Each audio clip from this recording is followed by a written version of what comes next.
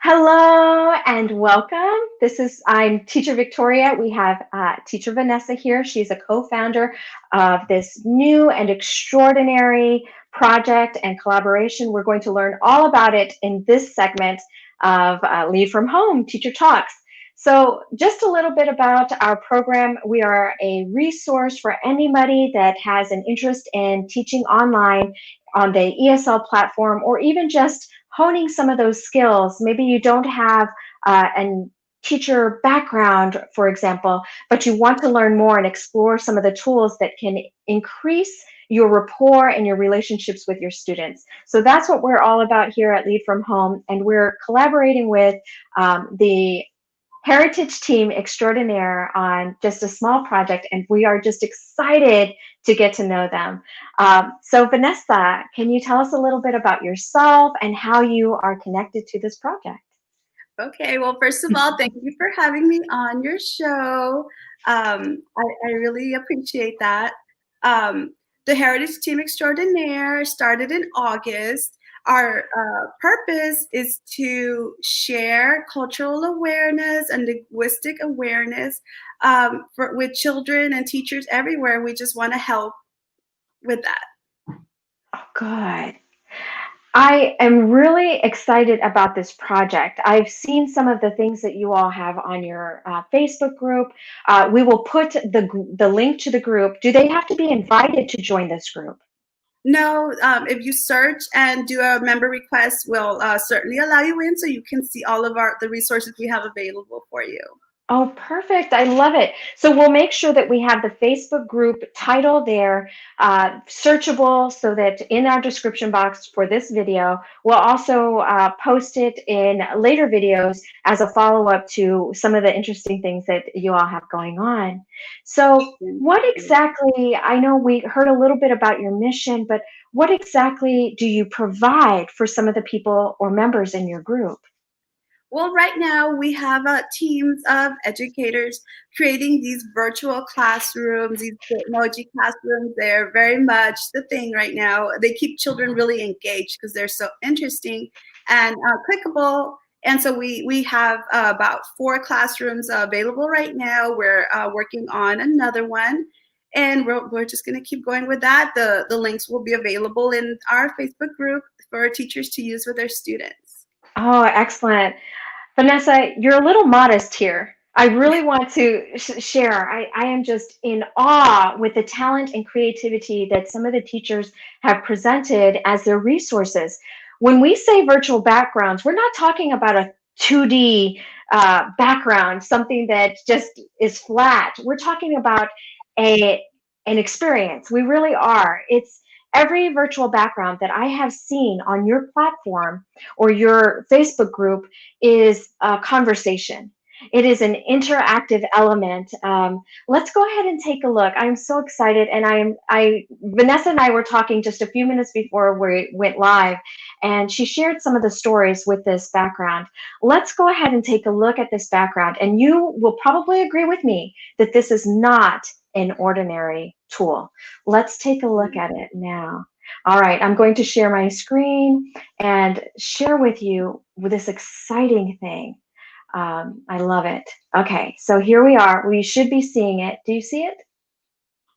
Yes. Oh, I'm sharing the wrong thing. That goes for, all right, here we are. Let's try again. It's my Google slide. There it is. Yes, success. I want you all to see a detailed look at what I was looking at. Who is the creator of this nice tool? It is the team. We are a group. It's grown. It's grown. We in our Facebook group now we have about 1,000 members. It started with 30 educators putting all their information, all their knowledge, all their background into this, and that's why I extended the group, because I want to have stories from everybody all over, from sea to shining sea, and it works because there's so much information in there for students to see. Well, let's see. What are we looking at? Are we looking at something special? Okay, we Like have, in particular, of course it's special, but tell yes, us a little bit about what this is. Is this, I see an ofrenda, I see beautiful notes that say culture, symbolism. Wow, this is fascinating. The arts, vocabulary. And I know not everybody can hear this, but there is beautiful music played on each area. Let's go ahead and hear what you've got to say about this. I love it. sure. The very meaningful piece in this slide is the ofrenda. You see photographs which are part of an ofrenda of people that have passed, and these people are very meaningful because they are relatives of some of the ladies that created some of the members of my team. These are their relatives, and the songs that play throughout, some of them are from one of the dads of one of my team members who has passed away. So it's a very meaningful project. Oh, I love it. And just so that you all are aware, the sound on this page, because once you start clicking, you're going to see a whole lot of beautiful things. Let's go ahead and take a look right now. When we click here, we're going to go to a YouTube link where the video is. And I don't think you can hear it, but that's okay. We're going to click our vocabulary, for example. Let's click vocabulary and see where it takes us.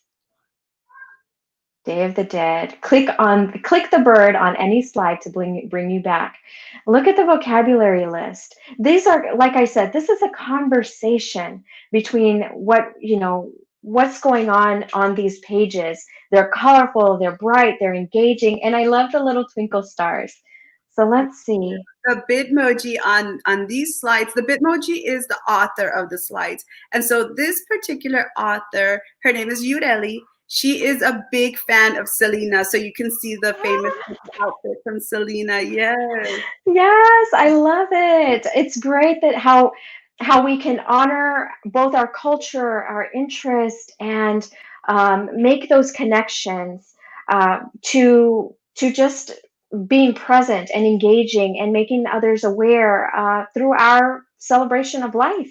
Of course, that is what Dia de los Muertos is. Let's see. If I click on this bird, will it take me back? To the front page. Okay. La Familia. I love it. Is that your voice? It is. I'm new to recording my voice, so I need to work on that. They always have fair use information. Look at this. Hopefully you can hear what I'm hearing. Who's singing? Do you know? No, this one's just a nice video we Nice. found too. Good. But you'll hear some mariachi music, and that is the dad of one of my team members. Her name is Esme. She's become a good friend of mine. Good. And of course, like I said, this particular background features and has a conversation. Each piece has some talking points to promote the Dia de los Muertos celebration of life. So I just am really happy that you guys have these types of resources. They're so engaging, they're educational, and they serve a function.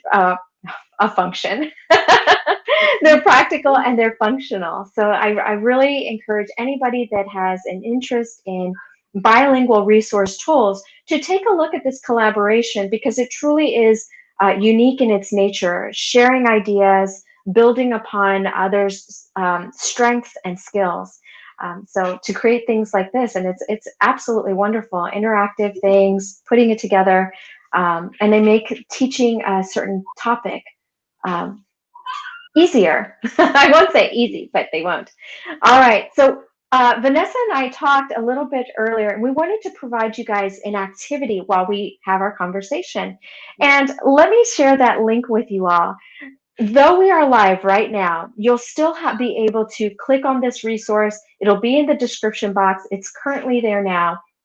And what it will do is take you to a site where you put your email in. That email will be shared between my program, Vanessa's program, or the the Heritage Team Extraordinaire, so that we can continue to offer resources and tools that can help you or serve as a collaboration and help get you to the next stop. That's what we're here for. We want our students to be comfortable, confident, and knowledgeable, right? So that's why we collect the emails. Once you get that email in there, you'll get access to this color page, and I'm so excited. It has a little couple of sentences, a little blurb about the project and what Dia de los Muertos is. Then we're going to draw our little skulls here. Mine is really really simple. It doesn't even have eyes because I like to have a blank canvas, and we'll see what happens at the end of our conversation. Join us now, click that button, subscribe so that you can get more updates and so that we can communicate with you and share updates, tips and tricks, or maybe a way to learn how to do those backgrounds or these interactive backgrounds and how you can use them in the classroom. Yeah. All right. So, Vanessa, how did this start and why did this start? I'm going to start coloring too. I just, in August, I really wanted to be able to celebrate Hispanic Heritage Month, even though most people were virtual. And Yes. I didn't know how to do it. I couldn't do it on my own. I wasn't around my colleagues because we were all at home. And I didn't have anyone to bounce ideas off. So I thought, let me post this in a Facebook group. And the result that I got instantly were people messaging me, I'll help you. Because I think that's how educators are. They're ready to and willing to help right away. You know, it's in their nature. And so that's how this started. I started with a group of 30 people, and it's just exploded. So far, it's been a month since we started the Facebook group, and we have almost 1,000 members. On Sunday, we'll be celebrating that, that beginning with a Zoom to celebrate that we'll have 1,000 members by then in a month. I am so excited to hear that growth. It's I won't say overnight, and I know that it was hard work, but at the same time, it was an invitation to participate in something extraordinary. It's It really very, was, and it it's was very positive. Yes, it's showing of the need that there is for bilingual resources because now Latinos are not just located on the border, not just located in New York and California, they're all over. I'm sure when we see the census results, we'll see that, that they're all over the country and there is a need for teachers to be able to connect with them. And they are very willing to, they just need some resources, some help. And online, you mentioned this the transition to virtual classrooms and the demand. There's not just a need, there's a demand for resources. I teach online, I teach ESL online, and the population has not all, the entire population, but those students have access to the internet and to our platform to have these classes. And I often wonder what it was like.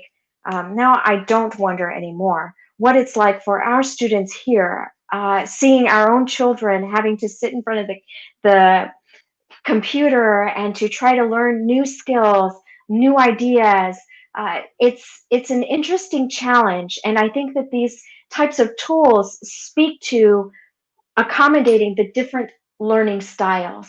Um, it's almost as if you're participating in the presentation when they ask, the teacher will prompt a question and then it invites the student to say, yes, I want this one, and use their language, use their sentences, which is really, it speaks to the practicality of the tool. So I commend you guys. I can't say enough. I just really enjoy this project and how engaging each of the tools are. I think it's a beautiful thing because it comes from each person's heart. Each author of the slide put in their personal knowledge of things, and I've learned so much through these projects. For example, there is a slide on our Dia de los Muertos virtual classroom about the marigolds, which is a huge Yes. symbol of Dia de los Muertos, and I learned the story behind the marigolds, the folklore about it, and that now I just absolutely love marigolds because the story is actually a love Beautiful. story. It is. Could you give us like a brief synopsis? It doesn't have to be anything big, but yeah, let's share that. I'm going to try to draw my best to draw a marigold on mine as well. Okay. So the story goes, there were two people in love, a woman named Sochi and a man. And the man had to go off to war. These were Aztecs, because the Yes. other Muertos originate in the Aztec culture with their god of death, their goddess of death, actually. And so he went off to fight, and he never came back. He died, and so when she was just so sad. So when she died, she was turned into a marigold, and he was turned into a hummingbird. And so Yes. yes, and even in the afterlife, they'll still meet each other and they'll be together. It's beautiful. Oh, it is. There's a lot of beauty in the stories that resonate through time. They continue to pass down. Now, this is something that is I, dear to me because part of our culture is oral history and making those connections through storytelling and through images, just the way that we learn. This helps to communicate some of that from our past. You know, why do we celebrate Halloween? Why is Halloween different than Dia de los Muertos? If we don't have those conversations or have something to prompt us into those conversations, sometimes we forget or we put it to the side and assume that others understand and know. So I really like this opportunity to have these conversations and share the information that it is different. It is a celebration of life, even though it is Day of the Dead. It's a celebration of life. It's a celebration of that connection that we have with knowing that there's something after. So I There should really like be a fear of using this resource because uh, to children, to little children, maybe the idea of death is scary, but Dia de los Muertos is not about death. It is no. about life and the life cycle. It So is. There's it's a lot that a lot of tradition that is connected to religion and to how we all the different influences throughout time. Really, you mentioned the Aztecs. We talk about how our culture has um, incorporated different influences based on immigration patterns and where we are as a whole society. And I'm going to include that in all for what influences our belief systems. So I like this. I like the opportunity to converse and share things that come from it. What about the story of the sugar skulls? okay. Well, sugar skulls are right now they're made. You know, they're decorated with sugar, and they're just to decorate the ofrenda, and it's an offering to people that have passed on. I know it's a very cute thing to have in culture right now, but there is, you know, it is part of Dia de los Muertos, and it is part of La Ofrenda, which is the purpose of the day. I remember reading and hearing the story that when we decorate our sugar skulls, this was a tradition that's from way back many years. That when we decorate the sugar skulls and place them, candies and other things, it is an offering. It's an invitation. It's an invitation, a direct invitation saying, please come, loved ones, and be present and be a part of our lives, even if it's just for one day. Please accept this invitation. And I think that that is such a wonderful way to connect. One you mentioned before, Vanessa, that this isn't anything to be afraid of or to be fearful of. In this culture, in the Hispanic culture, there is a strong connection to knowing that there is that life is persistent. Even in death, life is persistent. Yes, and we I say this because I remember sitting at Thanksgiving. I remember anytime that large gatherings happen and I was a participant, we honored and we invited, we recognized the life of someone who recently passed. And we just sat in that moment to celebrate that connection because it truly is just a recognition. And I want to go back to your project to say, can you tell us a little bit about some of those pictures and some of the stories behind them? And Well, like I said, that we have also inserted pictures from famous people that have passed away.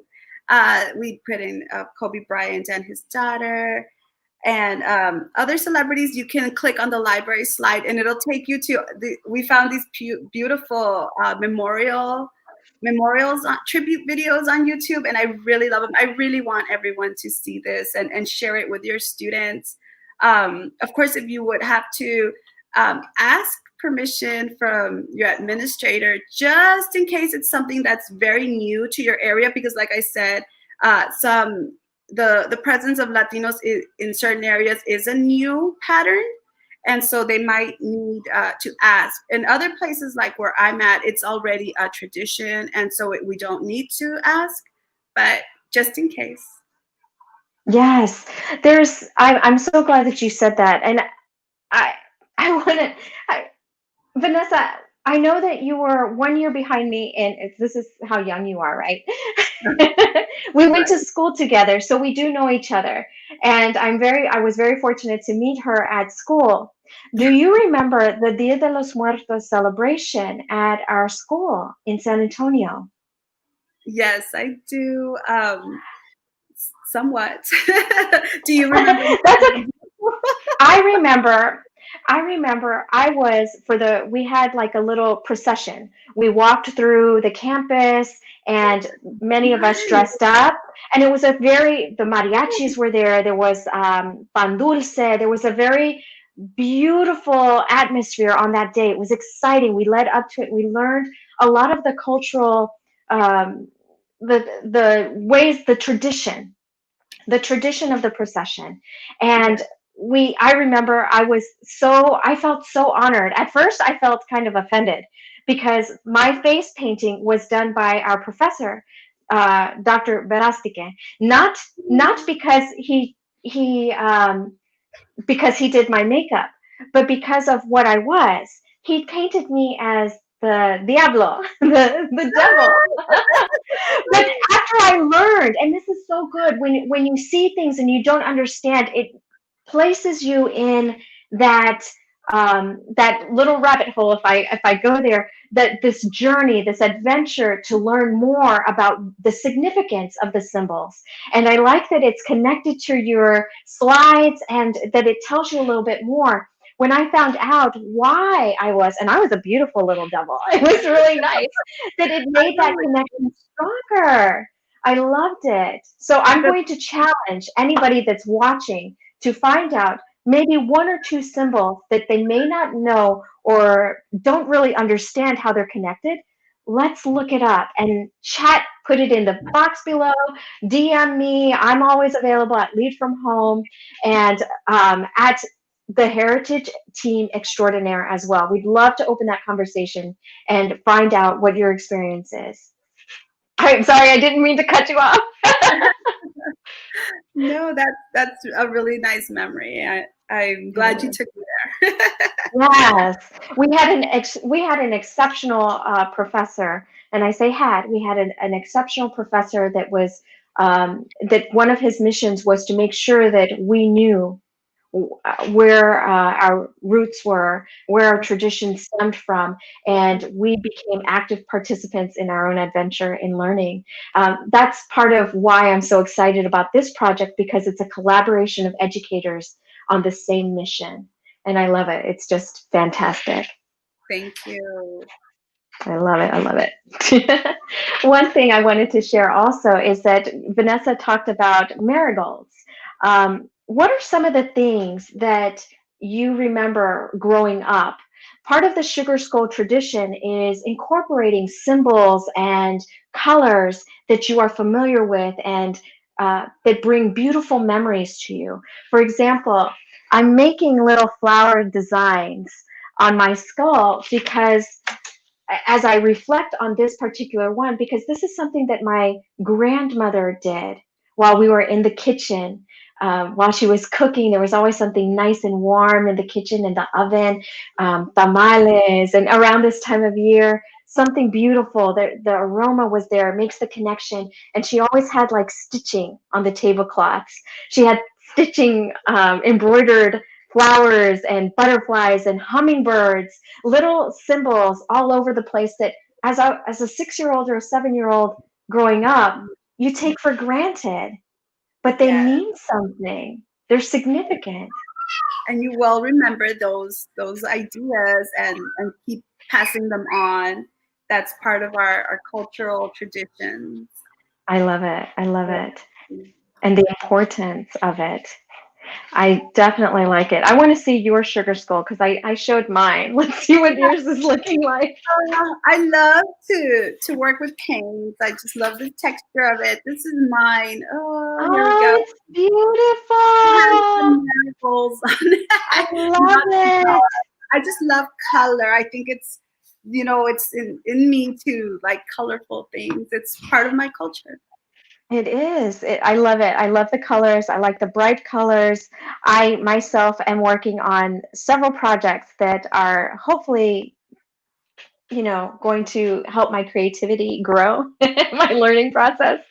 So just incorporating that. I know you can't tell right now because I have a Halloween themed background, but I love the bright colors. When I first started this teaching as an online ESL teacher, my background had the papel picado. It had bright colors. It had the stripes, the bright, colorful stripes. That was my mystery box. It was a little cake box that had all the little bright oranges, the pinks, the blues, and I don't think that was one way that me as a new teacher was able to communicate part of my passion and part of my heritage and celebration in the classroom without having that conversation. Without, if somebody, it's an invitation, it's there. We can ask, oh, it's beautiful, but why? It opens the door to those conversations. It does. It's very important for children to be connected to their culture. They identify, they grow, they learn. It's a wonderful thing. And that's another thing. And I'm going to talk about your tools again. Another little brag here. I don't mean to brag, but yes, I do. I'm shamelessly doing this because I'm so glad that I received the invitation to even look and be part of the program here. And when I say that, I say I get to look and like stalk the group. What I want to share is that there is a relevance here to the images and pictures, again, making those connections.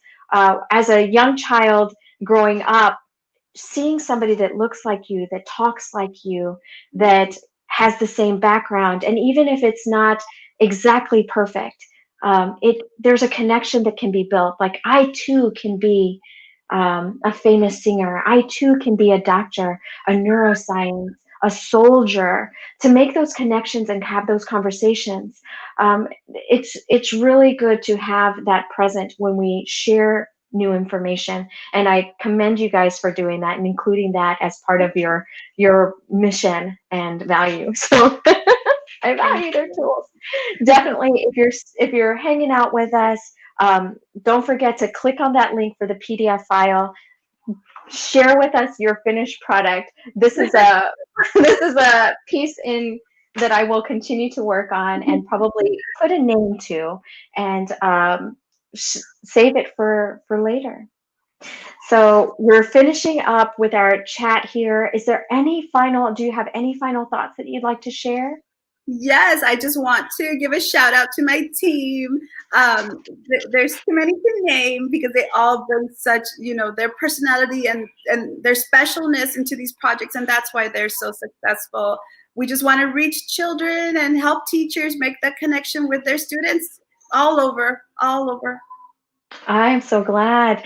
This group is huge. That's all I have to say. If we named all 800 collaborators, and I say collaborators, each person, each member of this um, collaboration is an active participant. They ask questions. There's a reception and conversation happening now. You don't want to miss it. Head on over to their team. Sign up for their Zoom on Sunday. Sit back, grab your coffee, grab your juice, and chit chat with the teachers there on their collaboration as they continue their journey. So we will see you next time. Thank you so much for joining us. Thank you, Vanessa. Thank you, the Bye. Heritage Team Extraordinaire, and we Thank will you. see you next time. Bye. Bye, everybody.